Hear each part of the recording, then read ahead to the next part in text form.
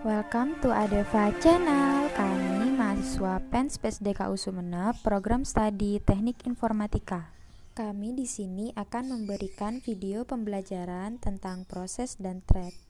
Video pembelajaran kali ini untuk menyelesaikan tugas mata kuliah Sistem Operasi. Kami dari kelompok kucing dengan anggota Adelina Indah, Dewi Rohani, dan Siti Holifah. Konsep proses. 1. Program yang sedang dieksekusi. 2.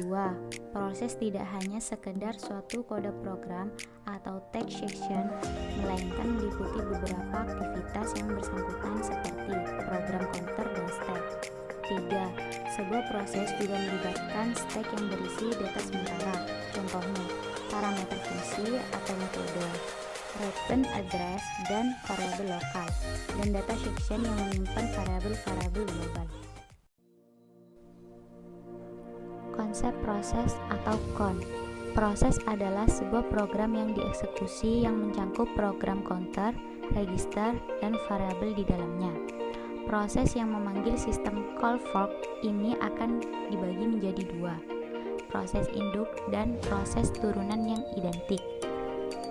Sistem operasi mengeksekusi proses dengan dua cara, yaitu batch system yang mengeksekusi jobs dan time served system yang mengatur pengeksekusian program penggunaan user atau task.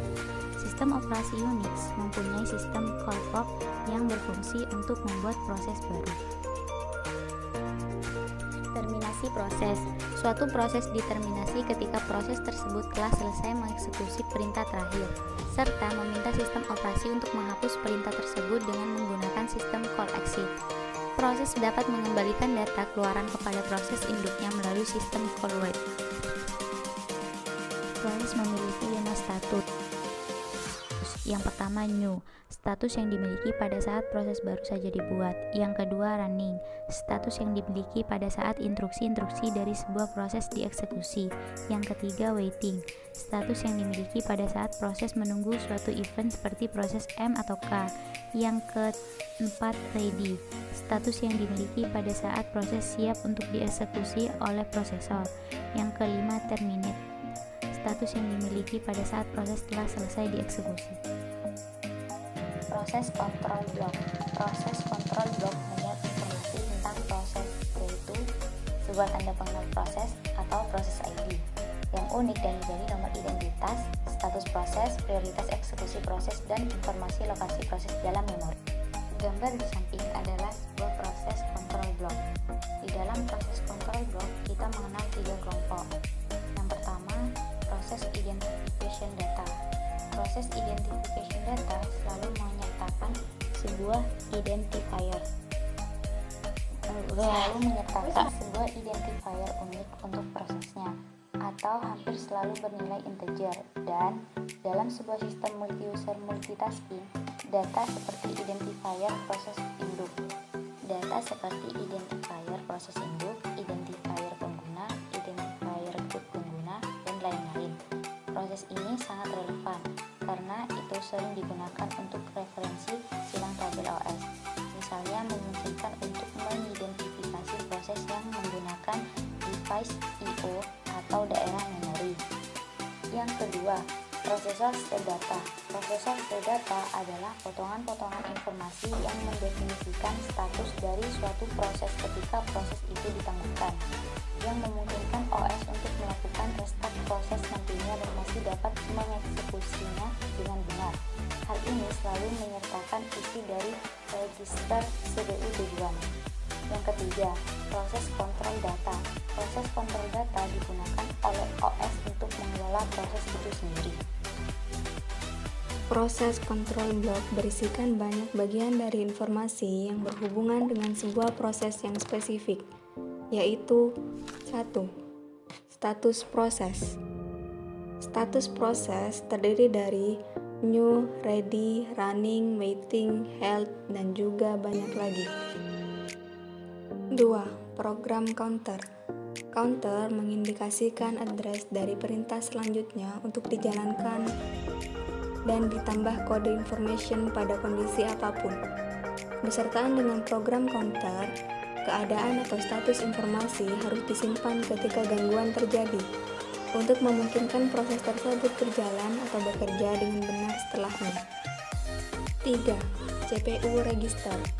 Register bervariasi dalam jumlah dan sejenis, tergantung pada rancangan komputer.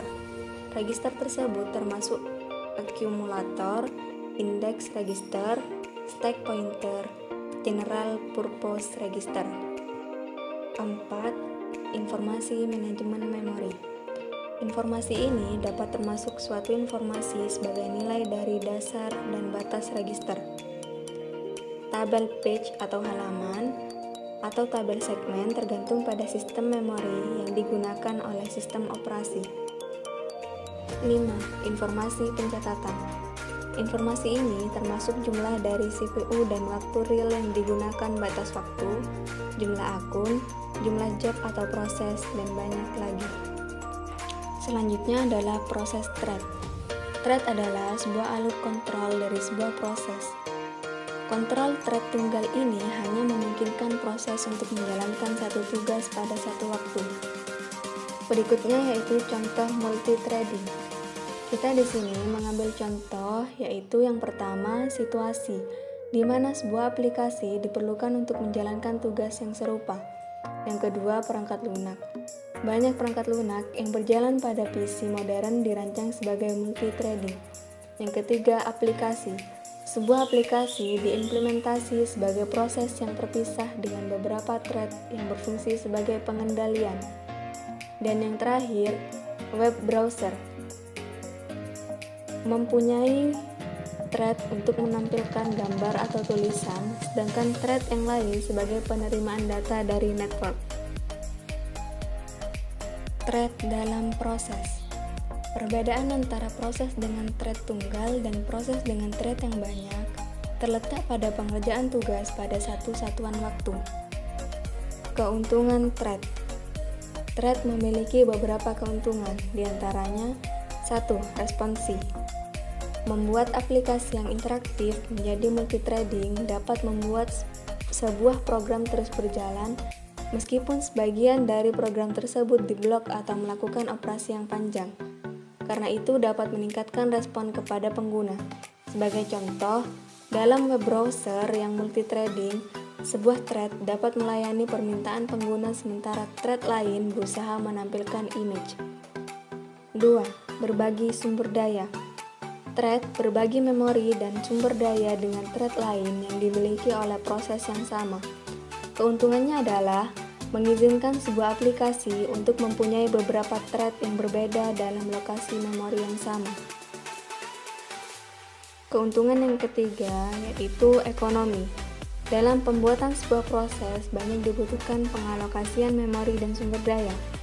Alternatifnya adalah dengan penggunaan thread. Karena thread berbagi memori dan sumber daya proses yang memilikinya, maka akan lebih ekonomis untuk membuat dan konteks switch thread. Akan susah untuk mengukur perbedaan waktu antara proses dan thread dalam hal pembuatan dan pengaturan. Tetapi, secara umum, pembuatan dan pengaturan proses lebih lama dibandingkan thread. Pada Solaris, pembuatan proses lebih lama 30 kali dibandingkan pembuatan thread. Dan konteks switch proses 5 kali lebih lama dibandingkan konteks switch thread. Keuntungan thread yang terakhir yaitu utilisasi arsitektur multiprosesor. Keuntungan dari multithreading dapat sangat meningkat pada arsitektur multiprosesor, di mana setiap thread dapat berjalan secara paralel di atas prosesor yang berbeda. Pada arsitektur prosesor tunggal, CPU menjalankan setiap thread secara bergantian, tetapi hal ini berlangsung sangat cepat, sehingga menciptakan ilusi paralel. Tetapi pada kenyataannya hanya satu thread yang dijalankan CPU pada satu satuan waktu.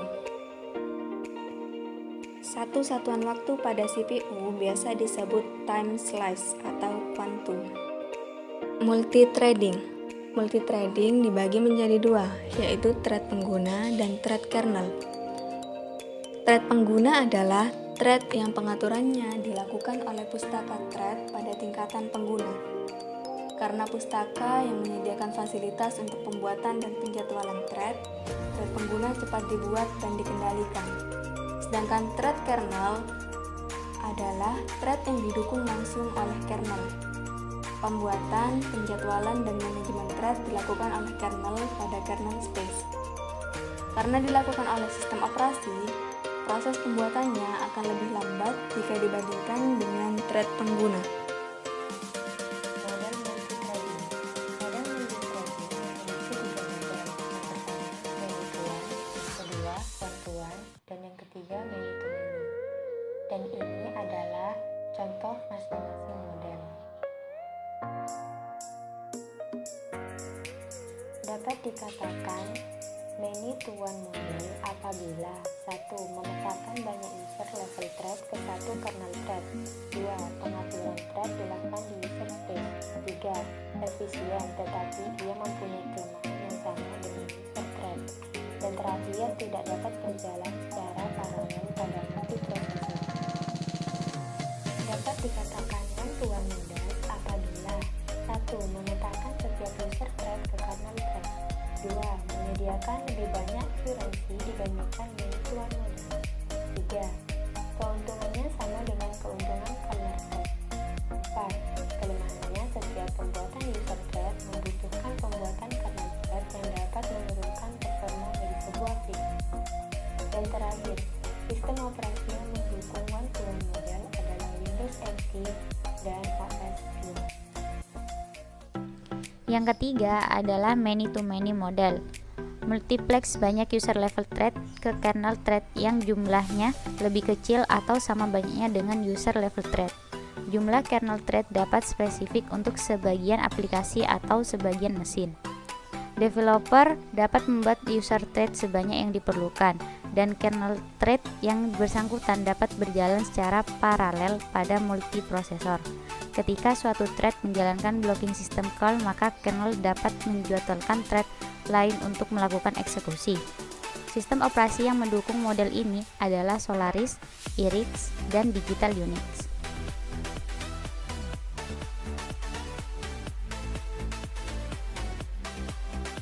Pustaka thread. Pustaka thread biasa dikenal dengan thread library bertugas untuk menyediakan API atau application programming interface untuk programmer dalam menciptakan dan memanage thread. Ada dua cara dalam mengimplementasikan pustaka thread.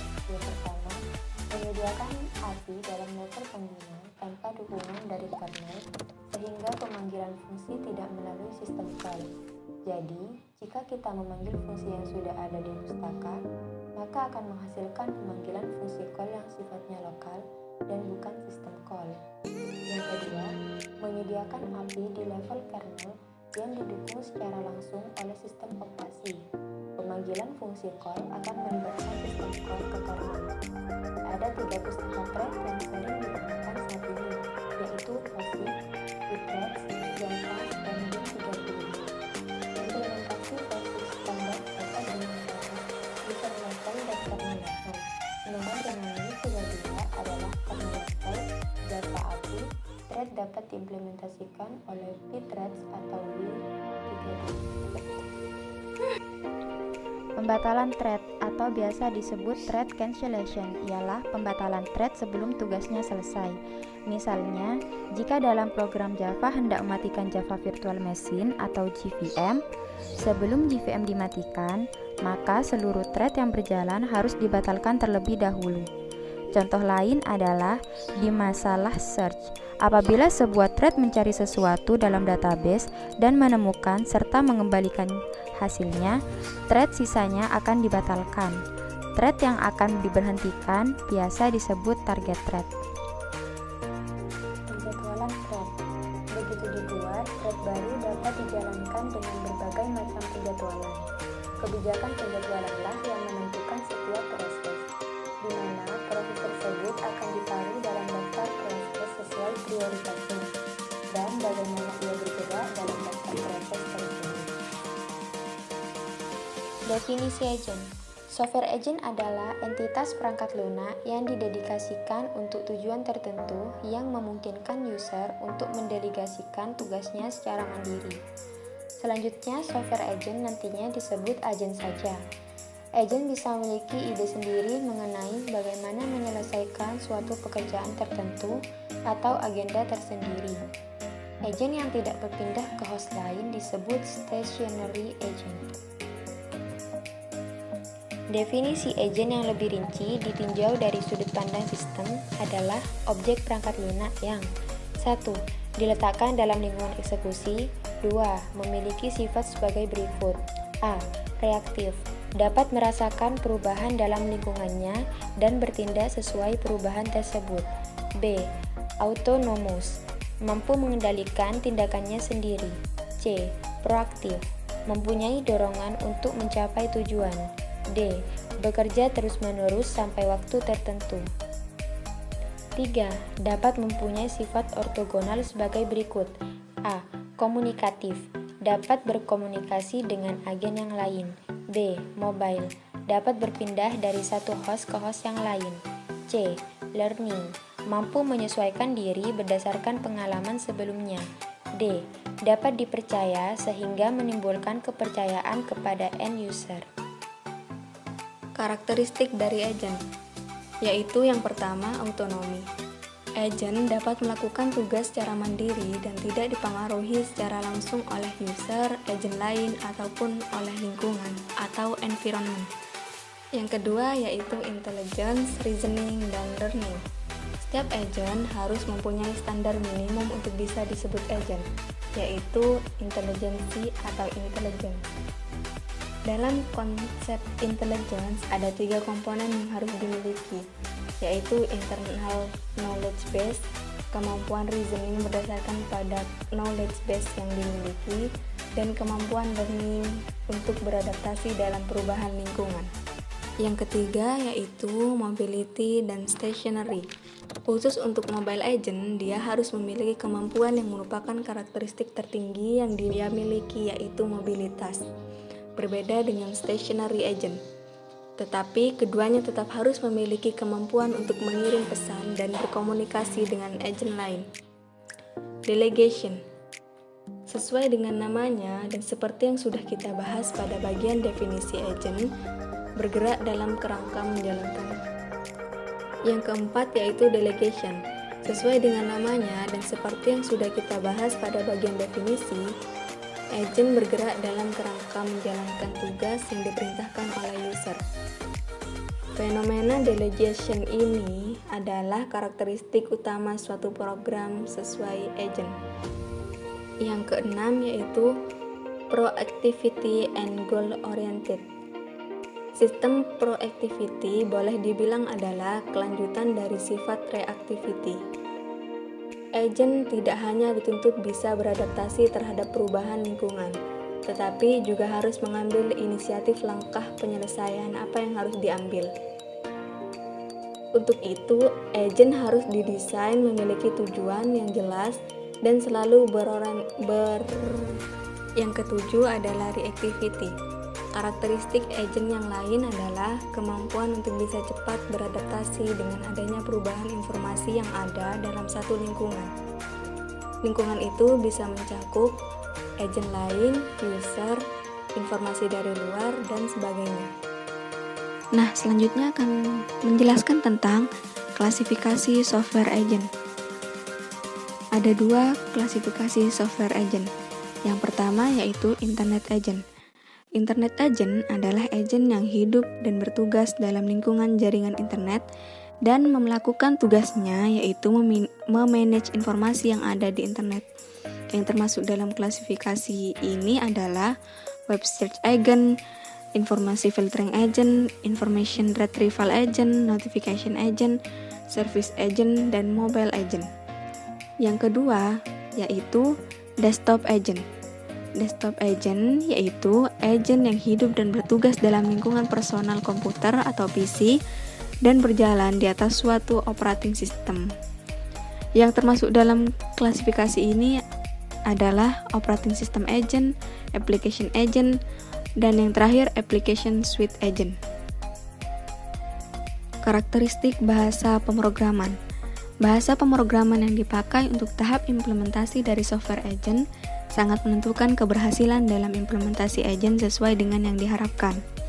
Beberapa peneliti memberikan petunjuk tentang bagaimana karakteristik bahasa pemrograman yang sebaiknya dipakai. Yang pertama yaitu object oriented, yang kedua platform independence, yang ketiga communication capability, dan keempat security, dan yang terakhir kode manipulation. Nah, selanjutnya saya akan menjelaskan tentang definisi client server. Menurut Budi Irawan, server adalah komputer database yang berada di pusat, di mana informasinya dapat digunakan bersama-sama oleh beberapa user yang menjalankan aplikasi di dalam komputer lokalnya, yang disebut dengan client. Setelah kalian mengetahui apa itu client server, selanjutnya saya juga akan menjelaskan tentang model client server. Yang pertama yaitu model two-tier. Dalam model client atau server, pemrosesan pada sebuah aplikasi terjadi pada klien dan server. Aplikasi ditempatkan pada komputer klien dan mesin database dijalankan pada server jarak jauh. Aplikasi klien mengeluarkan permintaan ke database yang mengirimkan kembali data ke kliennya. Model two-tier terdiri dari 3 komponen yang disusun menjadi 2 lapisan. Klien yang meminta servis dan server yang menyediakan servis. Model yang kedua yaitu model three-tier. Pada arsitektur three-tier ini terdapat application server yang berdiri di antara klien dan database server. Contoh dari application server adalah IIS, WebSphere, dan sebagainya. Konsep model three-tier adalah model yang membagi fungsionalitas ke dalam lapisan-lapisan. Aplikasi mendapatkan skalabilitas, keterbaharuan, dan keamanan. Nah, yang terakhir dari model client server yaitu model multi-tier. Arsitektur multi-tier adalah suatu metode yang sangat mirip dengan three-tier. Bedanya, pada multi-tier akan diperjelas bagian user interface dan data processing. Yang membedakan arsitektur ini adalah dengan adanya business logic server. Database server dan business logic server merupakan bagian dari data processing. Sedangkan application server dan client merupakan bagian dari user interface. Nah, segitu saja ya pembahasan tentang proses dan thread. Terima kasih yang sudah menonton dan jangan lupa subscribe, like, and comment.